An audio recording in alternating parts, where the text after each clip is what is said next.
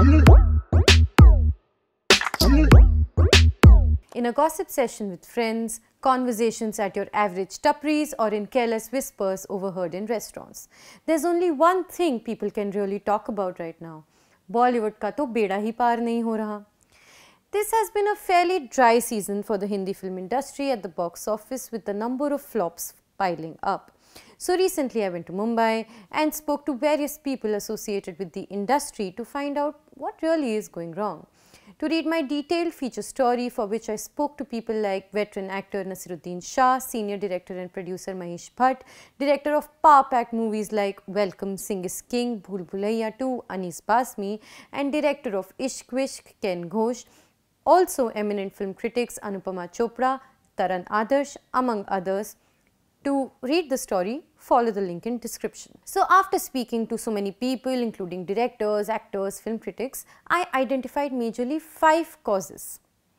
Cause number 1, bad scripts. The one single thing almost all my interviews started with was content blaming. There is consensus among the film industry insiders that Hindi cinema scripts are lacking a certain punch.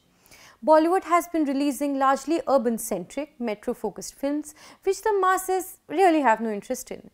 The big masala entertainers that India loves are also sort of missing from the big screens.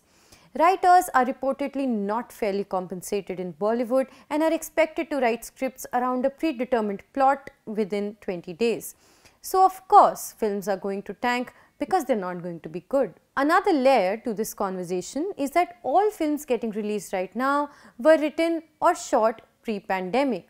And in the last 2 years, Indians have explored a lot of content, they have gained cinema literacy and developed a certain taste. Their expectations have completely changed, which is why films may appear stale to the audience who aren't willing to take the pain of going to movie halls any longer unless it's an experience they can be sure of. OTTs have also spoiled the consumers for choice. Earlier movies were their one true source of entertainment.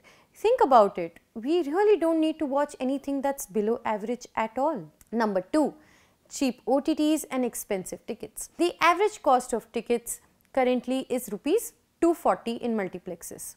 Industry veterans and insiders point out how in metro cities the culture of family movie outings is slowly vanishing because a family movie night is simply too expensive now. We spoke to Gautam Jain, who is a partner at Ormax Media.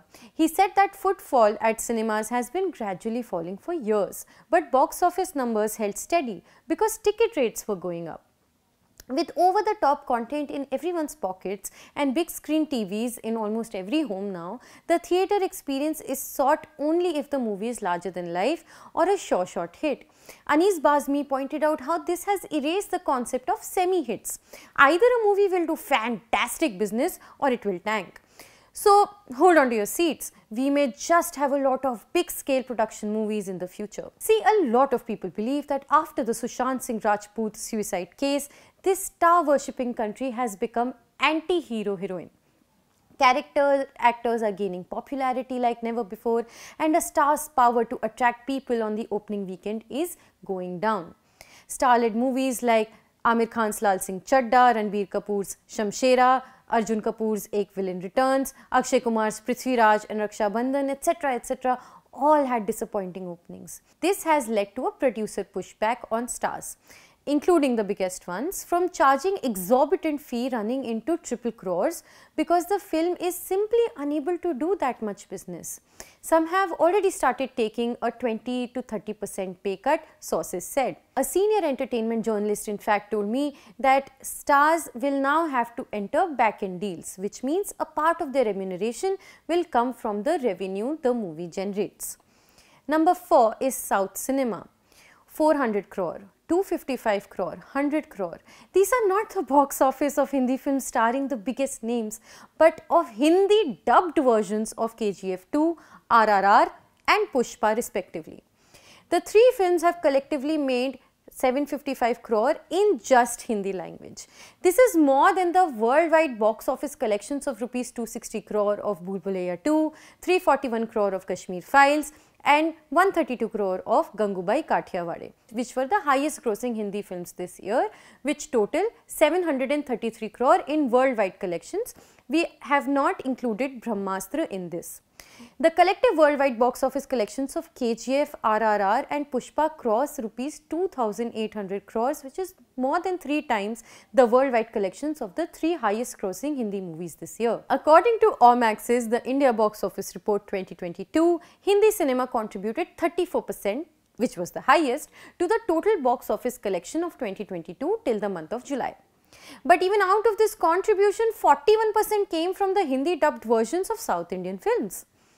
While Bollywood was embroiled in glitz and glamour and song and dance, Telugu, Malayalam, Tamil and Kannada filmmakers were actually focusing on developing better scripts.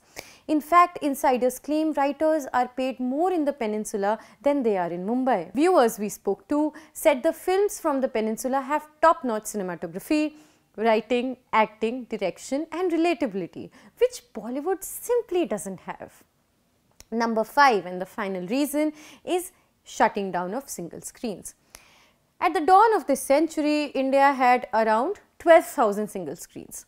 The figure stood at a paltry, disappointing 6,500 right before the pandemic hit, which further wiped out at least 30% of screens. The cinema experience used to be a lot more democratic before multiplexes became the norm.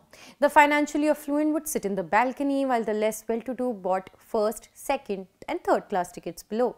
White-collared sahibs and blue-collared Aam Aadmi watched the movies together. But today the less well-to-do have been alienated from this experience completely. So these are the 5 reasons why Bollywood movies are not working as well as one wishes that they did. Now, this is not to write the obituary of a century-old art powerhouse, but there's no singular reason that has led to consecutive debacles.